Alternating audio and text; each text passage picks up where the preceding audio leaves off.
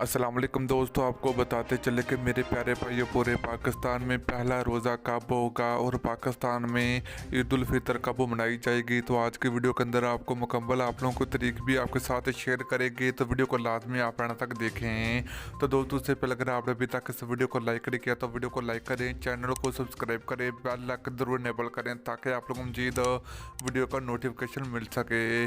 तो चलिए मेरे प्यारे भाइयों, आप लोगों को बताते चलें कि सऊदी अरब में दोस्तों पहला रोज़ा 2 तारीख को रखा जाएगा और पाकिस्तान में पहला रोज़ा जो कि 3 अप्रैल को रखा जाएगा। तो पूरे पाकिस्तान में मेरे प्यारे भाइयों पहला रोज़े की जो तारीख है वो 3 अप्रैल है। तो 3 अप्रैल को ही पाकिस्तान में रोज़ा रखा जाएगा। तो दोस्तों, तमाम मुसलमानों से गुजारिश है कि इस माह रमज़ान के महीने में अल्लाह पाक हम सब मुसलमानों के गुनाह माफ़ फरमाए। तो वीडियो अच्छी लगी है तो वीडियो को लाइक और वीडियो को शेयर करें।